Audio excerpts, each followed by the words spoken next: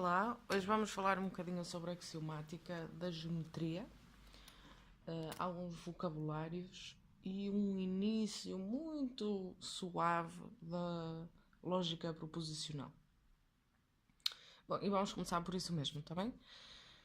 Então, nós para começarmos a falar de lógica proposicional, antes de mais precisamos de compreender o que é uma proposição. Normalmente representamos por P, ou por Q, ou por R, são as letras mais usadas, não quer dizer que não se usem outras. Uma proposição é uma entidade matemática, assim como um número.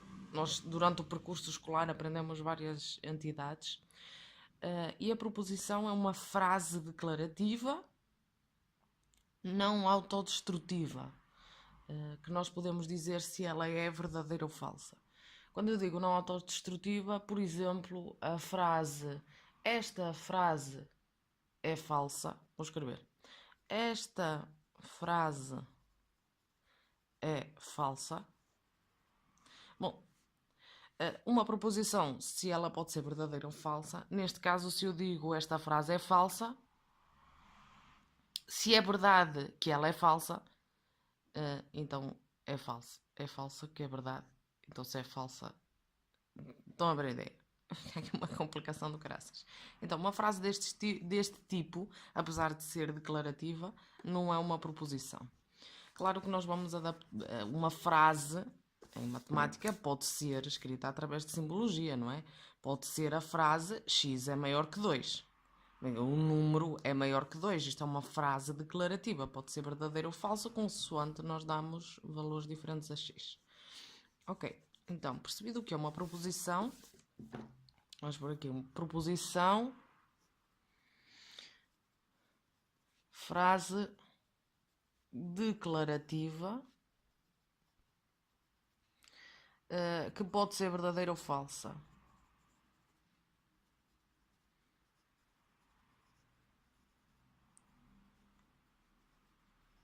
Ok, o ser verdadeiro ou falso nós chamamos o valor lógico. E depois basta pensarem, nós com os números o que é que fazemos? Operámos-los, certo? Somamos, subtraímos, dividimos, potenciamos, radiciamos. Temos operações próprias para os números, para essas entidades. As proposições, como entidades matemáticas, elas só têm interesse havendo operações para elas. E as operações que nós usamos nas proposições são a conjunção, que se simboliza assim por um Vzinho ao contrário, a disjunção, que é um V, parece um V normal, a implicação, e para este vídeo vai ser a que mais nos vai importar, que é uma seta unidirecional, e a equivalência, que é uma seta nos dois sentidos. Estas são... e falta-me, obviamente, a negação, desculpa. Que se simboliza por um til ou por uma coisinha assim. Podes encontrar as duas notações. Ora bem, como eu estava a dizer, a que mais nos vai importar neste momento é esta. Estas serão trabalhadas mais no 10º ano. Bom, o que é que nós queremos retirar daqui? Quando nós dizemos P implica Q, ok? Esta proposição que vem aqui é a hipótese e esta é a tese. Muitos teoremas, e agora falando um parênteses aqui um à parte, porque é necessário compreender estas coisas, nós temos diferentes nomes para diferentes coisas. Por exemplo, nós vamos ter uma coisa chamada axiomas, e os axiomas são verdades que nós consideramos só porque sim, porque porque tipo uma noção comum, porque é trivial aquilo ser verdade. Os axiomas são normalmente, não é? São os alicerces das teorias. Podemos ter lemas, teoremas e corolários.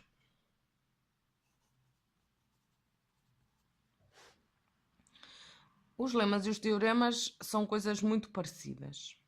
Os teoremas são frases declarativas, muitas vezes resultante de uma proposição composta, de uma implicação. E os lemas são frases assim que são demonstradas como verdadeiras. Os lemas também são frases demonstradas como verdadeiras. Normalmente, numa teoria, são tipos de teoremas não tão fortes para essa teoria. Tanto os lemas como os teoremas, como os corolários, que eu já vou explicar o que é, podem surgir da aplicação direta dos axiomas ou de outros teoremas. Ela pode ser construída a partir de outras verdades que já se conhecem, que já se demonstraram como tal. Os corolários são resultados imediatos dos teoremas. Coisas que saem, casos particulares daquele teorema. Ok? Aqui as diferenças. Então, por exemplo, um teorema que vocês conhecem muito bem é o Teorema de Pitágoras. Teorema de Pitágoras. O que é que diz o Teorema de Pitágoras? Diz: se um triângulo é retângulo, o que é que isto quer dizer? Quer dizer que tem um ângulo de 90 graus. Melhor dizendo, tem um ângulo reto. Se um triângulo é retângulo, então, e este então é aqui a implicação, então,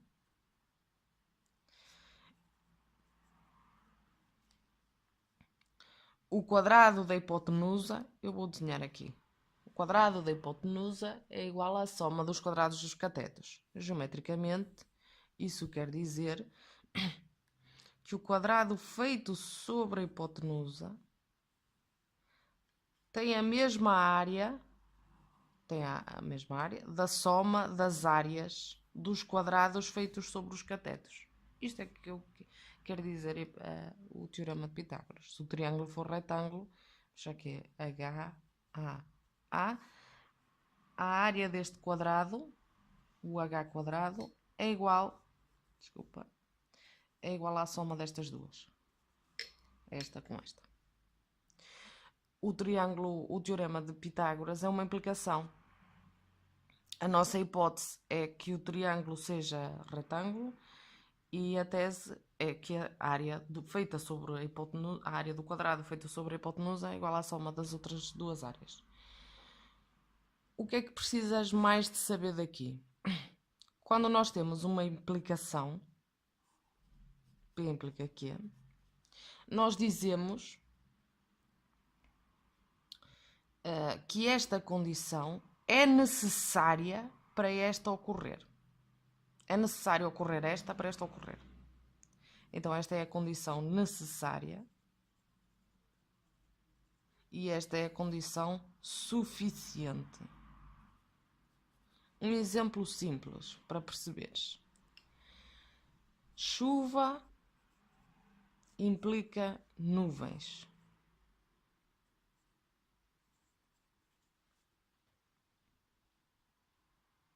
Então, é necessário haver nuvens para que chova. Mas basta que chova, ou seja, é suficiente chover para haver nuvens. Não é necessário chover para haver nuvens. Pode haver nuvens sem que esteja a chover. Acho que este exemplo é assim um bocado bem visto. As nuvens são necessárias para que ocorra chuva. A chuva é suficiente para que haja nuvens. Ok? Bom, para isto ficar assim mais perceptível, o que é preciso saber daqui? Só me falta, antes que me esqueça, das folhas que me mandaste, das fotografias que eu vi. Aquilo que mais interessa realmente é a tabelinha da implicação.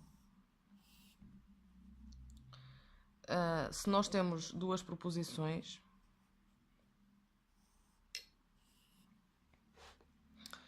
por exemplo, desculpa, aqui enganei-me.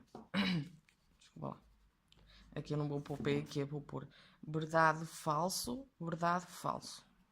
Vamos estar aqui a tentar perceber.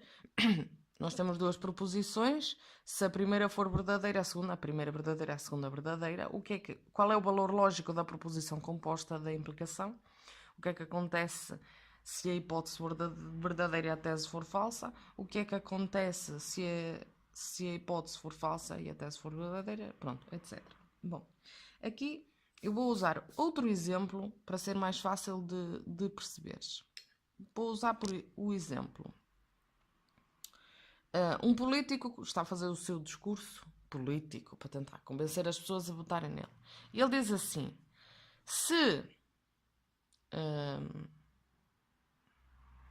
eu agora vou inventar completamente. Se a dívida baixar 5%, então eu aumento o ordenado mínimo.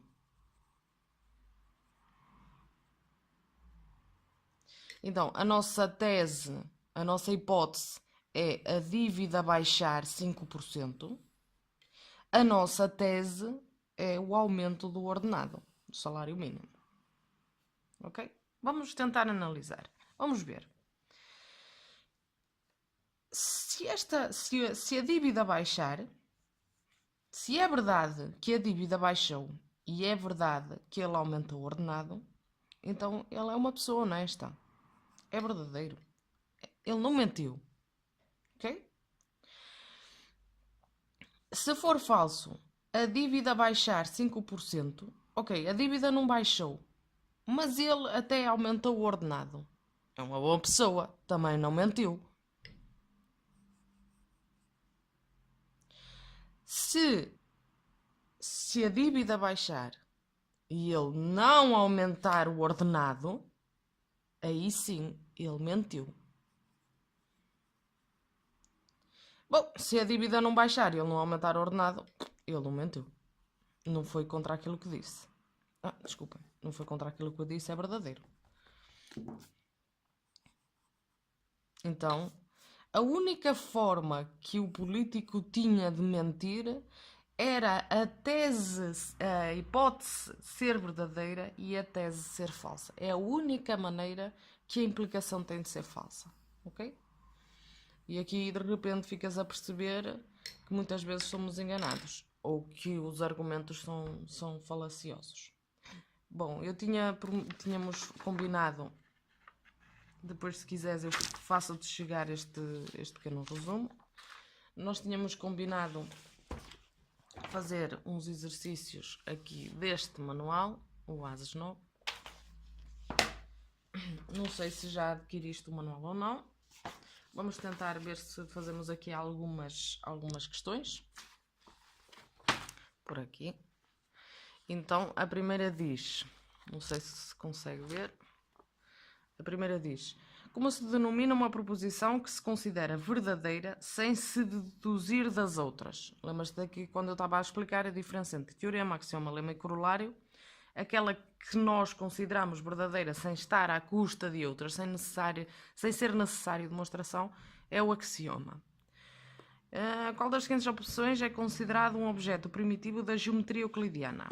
Ora bem, aqui isto pode saltar um bocado de dúvidas. O que é isto de geometria euclidiana? Que é aquilo que se começa a estudar aqui. A geometria euclidiana é a geometria que está resumida neste livro. Okay? Os elementos. Este livro é um compêndio. Esta é uma versão brasileira que eu consegui adquirir.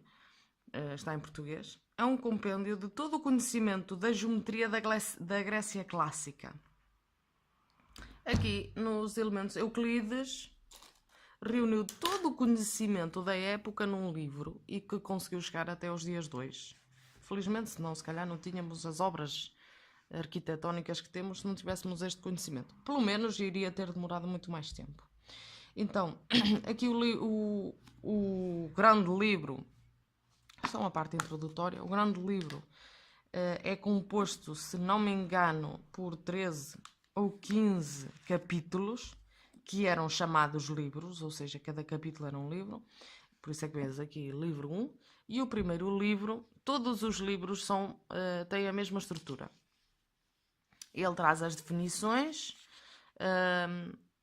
mais definições, postulados e noções comuns que para nós são mais ou menos a mesma coisa nos dias de hoje.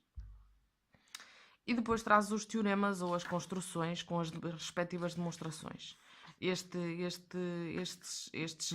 13 ou 15 livros, já não sei quantos é que são todos construídos nesta lógica de que o teorema seguinte tem que ser, para ser demonstrado, necessita dos teoremas e dos axiomas e dos postulados e das definições todas anteriores. Então, sempre que demonstramos um teorema, vamos precisar dos outros anteriores. Só para curiosidade,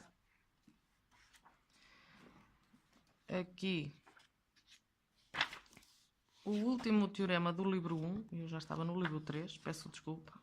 Não é o último, este é o recíproco.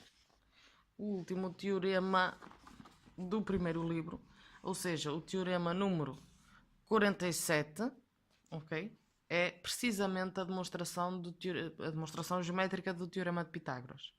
Ou seja, nós precisamos, para conseguir demonstrar o teorema de Pitágoras e compreendê-lo, precisamos de compreender todos os outros teoremas. Embora hoje em dia há outras demonstrações do teorema de Pitágoras mais simples, com a entrada da álgebra.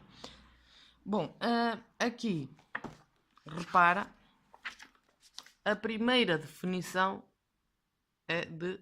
Isto não está a focar. É a definição de ponto. Que ele diz... Ponto é aquilo de que nada é parte. Bom, então, repara aqui, a primeira pergunta é: qual das seguintes opções é considerado um objeto primitivo da geometria euclidiana? Primitivo, pronto, é aquilo que não precisa de ser demonstrado, não precisa de outras coisas para ser definido. Portanto, a coisa mais primitiva de todas é o ponto, a definição de ponto. Vamos então aqui. Este exercício 3 já é um bocadinho mais composto. Diz, então, considera os seguintes teoremas. O teorema A que diz, se um retângulo tem os 4 lados iguais, então é um quadrado. E o teorema B que diz, se n é múltiplo de 4, então também é múltiplo de 2. Relativamente aos dois teoremas, indica a hipótese. É muito simples. Reparaste aqui? P implica Q, é se P, então Q, é assim que se lê. O P é a hipótese, o Q é a tese. Aqui no teorema A, se um retângulo tem os 4 lados iguais, então o retângulo ter os 4 lados iguais é a hipótese, ser um quadrado é a tese. No teorema B, o n é múltiplo de 4, é a hipótese, também é múltiplo de 2, é a tese. Ok. Agora diz assim, demonstra os dois teoremas. Então, nós para demonstrar o teorema A, diz, se um retângulo tem os 4 lados iguais, bem, o que é um retângulo? Um retângulo é um quadrilátero com 4 ângulos retos. Vamos dizer, consideremos um retângulo, ou seja, um quadrilátero com 4 ângulos retos. Ok? Seja ou tenha este retângulo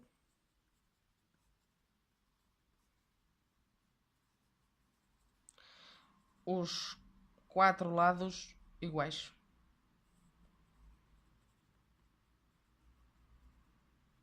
Portanto,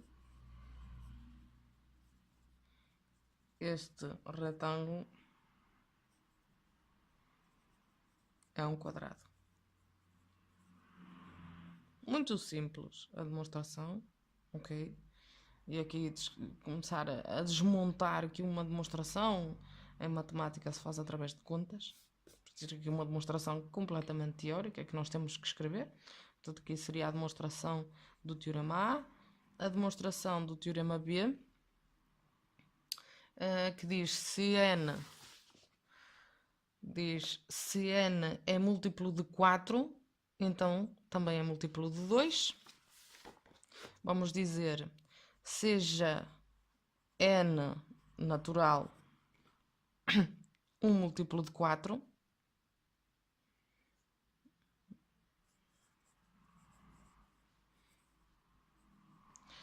Ou seja, é da forma 4k, com k natural. Okay? Um múltiplo de 4 é um número que se pode escrever da forma 4 vezes algum outro natural. Tá bom? Então, 4k é igual a 2 vezes 2k. O que é isto? 2 vezes um número. 2 vezes um número é um múltiplo de 2. Logo, n é múltiplo de 2. E está demonstrado. Tá bom? Uma coisa que eu não falei, que pede aqui, que é o recíproco do teorema B. Também é um teorema. Ora, eu esqueci-me de dizer o que é o recíproco. Bom, se nós tivermos uma frase... Se nós tivermos uma frase P implica Q, o recíproco desta frase é Q implica P. Está bem? Nada de especial. Isto aqui é o recíproco. Recíproco. É ver a proposição, a implicação ao contrário. Se o P implica o Q, o recíproco, o Q implica o P. Então, se nós tínhamos aqui o n é múltiplo de 4, então é múltiplo de 2. O recíproco vai ser, se o n é múltiplo de 2, então é múltiplo de 4. Bom, um teorema, se nós o demonstramos, é porque ele é verdadeiro. Neste caso, se nós dizemos que o número é múltiplo de 2, então é de 4, isto é uma afirmação falsa. Porque nem todo múltiplo de 2 é múltiplo de 4. Por exemplo, e para mostrar que uma frase é falsa, basta dar um exemplo. Por exemplo, 6. 6 é múltiplo de 2 e não é múltiplo de 4. Então, o B não pode ser um teorema porque é uma afirmação falsa, ok? E neste caso, o que é que nós iríamos dizer assim? Apresentávamos um contra-exemplo. Iríamos dizer...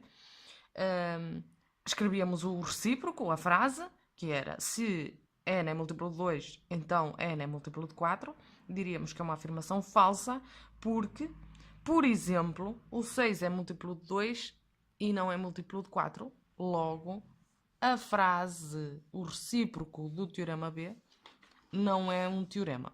Tá bom? Vamos aqui, só mais 2 ou 3. Diz então, o teorema de Pitágoras é um teorema muito importante usado na geometria. Muito importante. Dos mais importantes na geometria. Dos mais importantes. E diz-se então, se este teorema for enunciado na forma A implica B, indica o A. Já temos falado sobre isto. O A é se o triângulo é retângulo, a hipótese. A tese é que o quadrado da hipotenusa é igual à soma dos quadrados catetos. Se um teorema é verdadeiro, então o seu recíproco é necessariamente verdadeiro. Bom, não, isto é falso, não é? Porque nós já vimos aqui o exemplo do teorema B. O recíproco do teorema B não era verdadeiro. Aqui umas perguntas a ajudar-nos a responder a outras. Aqui, exercício 6.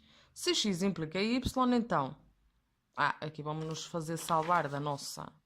Ora, como é que nós temos? A hipótese é o suficiente, a tese é o necessário. Portanto, o x é o suficiente, o y é o necessário. Portanto, aqui a resposta certa será y é a condição necessária para a ocorrência de x. O que é que diz aqui? Considera a seguinte implicação. Se amanhã a temperatura for inferior a 20 graus Celsius, então não vou à praia. Indica, nesta implicação, a condição necessária. É ir à praia ou não ir à praia. E a suficiente será o amanhã a temperatura é inferior a 25 graus. Ora, se A é uma condição necessária para B, se verifique, então conclui-se necessariamente que A implica B, B implica A, blá blá blá blá. A é necessário para B, ou seja, B implica A, não é? Porque se o A é necessário é porque o B é suficiente. Então conclui-se necessariamente que o B implica o A. Está bem? Considera o teorema. A soma das amplitudes dos três ângulos internos de um triângulo é 180. Isto é um teorema, esta frase é verdadeira. Qual das seguintes opções é um corolário deste teorema? Lembras-te de eu dizer que um corolário é um resultado imediato de um teorema? Então diz, o que é? Um retângulo tem 4 ângulos retos. Um retângulo tem 4 ângulos retos, mas não sai dali. Num triângulo equilátero, cada um dos seus ângulos internos é de 60 graus de amplitude. Eu parece-me mais esta, não é? Porque um triângulo equilátero é um triângulo que tem os lados todos iguais. E depois há um teorema demonstrado aqui nos elementos de Euclides. Um daqueles que tem que ser antes de demonstrar o teorema de Pitágoras, que diz que num triângulo a lados iguais opõem-se ângulos iguais. Portanto, se os lados do triângulo equilátero são todos iguais, os ângulos têm que ser todos iguais também. 180 a dividir por 3 dá 60. Quer dizer que um triângulo escaleno tem os ângulos internos com diferentes amplitudes. Pois com certeza pode ter ou não. Um triângulo isósceles tem dois ângulos iguais, tem dois ângulos de igual amplitude. Isto também é verdade. Um triângulo isósceles tem dois ângulos iguais. Porque tem dois lados iguais. Um triângulo isósceles é um triângulo com dois lados iguais. Ora vamos aqui. A soma da amplitude dos três ângulos. Eu acho que é mais esta. Porque estamos a falar de soma de ângulos, não é? O resultado tem que falar em ângulos, em amplitudes. Este aqui só diz que os ângulos têm dois ângulos iguais, mas nós não sabemos o resultado deles. Depende muito do terceiro ângulo. Portanto, eu considero que seja esta a opção. Num triângulo, cada um dos ângulos internos é 60. Nós aqui sabemos mesmo. Se os três são 60, a soma dá 180. Realmente será um resultado que sai diretamente daquele teorema. 10. Demonstra o seguinte teorema.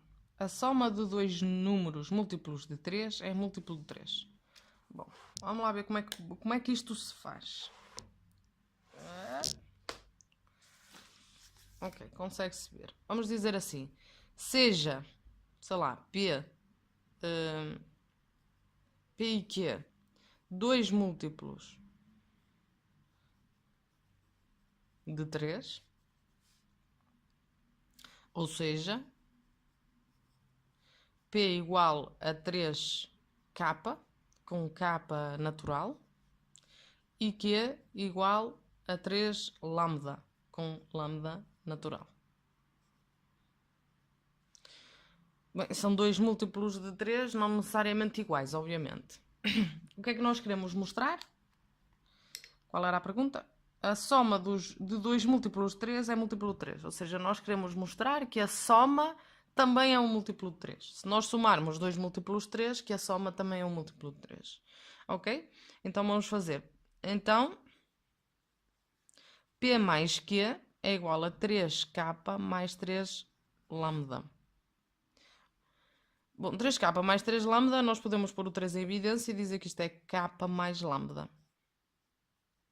Bom, mas o K é um natural, o lambda também, a sua soma é um natural. E 3 vezes um natural é um múltiplo de 3. Portanto, acabamos de mostrar que a soma também é múltiplo de 3. Ok? Logo, P mais Q é múltiplo de 3. Tá bom? O que é que diz a seguir? Já agora, só falta uma. Considera a seguinte afirmação. É necessário estudar para se tirar uma boa nota no teste de avaliação. Se nós quisermos pôr, já escreva a afirmação nesta forma. Então, o necessário é estudar, não é? Para tirar uma boa nota. Então a nossa frase vai ser o A, que é a condição suficiente é o A condição necessária é o B. Então o que é necessário? É estudar. O que é suficiente? Tirar a boa nota. Então vamos dizer, se quero tirar a boa nota no teste de avaliação, então tenho que estudar. Ok? Ora, só ver aqui antevisão. Acho que esta ficha vai ficar para um próximo vídeo, tá bem? Espero ter ajudado. Qualquer dúvida diz, ok? Beijinhos.